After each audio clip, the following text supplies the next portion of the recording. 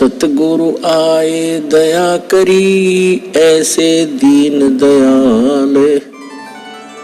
बंदी छोड़ वृत्तास का, जठरगनी प्रतिपाल। पुण्यात्माओं, परमात्मा के पाने में ये जो हमारी रीति रिवाज हैं ये भी बाधक हैं। परमेश्वर ने कहा है कि मन कर धीर बांध ले रे बौरे, और छोड़ दे न पछलों की रीत। अब जैसे कल या आज जैसे भी राखी का त्योहार था, रक्षाबंधन का त्योहार था, इस रक्षाबंधन की क्या आवश्यकता है, क्यों इसको हम मना रहे हैं? ये काल के चलाए हुए अपने इस टाइम पास करने की खातिर, टाइम वेस्ट करने के लिए और हमें पीड़ित रखने के लिए एक ये रीति बना रखी है।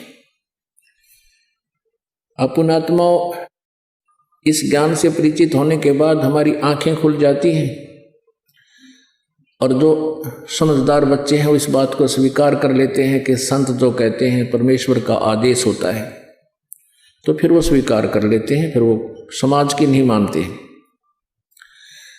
एक बहन ने बताया कि जी उपदेश लेने से पहले मैं राखी बांधने के लिए अपने भाई के वहाँ घर गई। वही रक्षाबंधन का दिन भाई की इंतजार कर रही थी। दुर्घटना के अंदर भाई की मृत्यु होगी, उसका शव आया, टक्कर मार मार कर रो रही थी।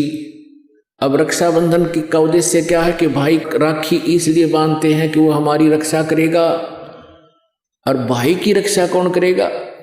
हमारा रक्षक। कहते हैं जो रक्षक है उसको हम भूल चुके हैं। हम सब का रक्षक कबीर साहब है। कबीर परमेश्वर पूर्ण ब्रह्म परम अक्षर ब्रह्म। हम सब ने भाई और बहनों ने मिलकर परमेश्वर कबीर जी का रक्षाबंधन बांधना चाहिए, राखी, ताकि भाई और बहन दोनों का रक्षक हो जाए। कबीर साहब को रक्षाबंधन कैसे बंधेगा? हम उसकी शरण में आ जाएंगे, और जो जाकी शरणा बसे ताको ताकी लाज, जल सो ही मछली चढ़ जा बह जाते गजराज। हमने अपने परमात्मा को राखी बांधनी चाहिए।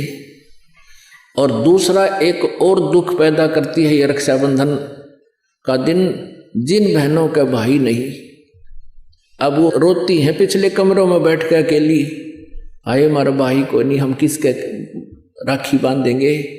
कोई चाचा के, कोई ताऊ के, कोई मामा के भाइयों की मुंह की तरफ ताकेंगे हैं, और फिर वो न सोचेंगे या पैसे लेने की मारी यहाँ आ जाती है, चाहे ना कहें पर अंदर में जरूर अवश्य होगा, ऐसा होगा।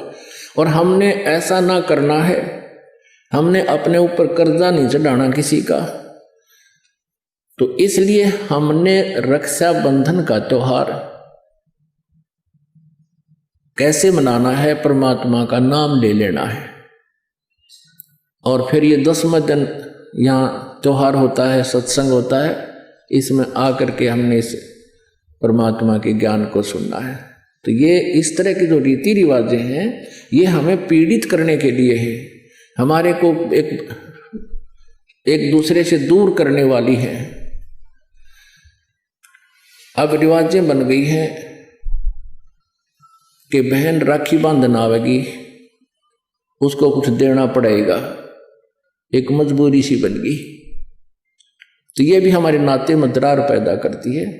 तो पुण्यात्माओं, जिन्होंने परमात्मा पाना है तो परमेश्वर के विधान को अपनाना ही पड़ेगा।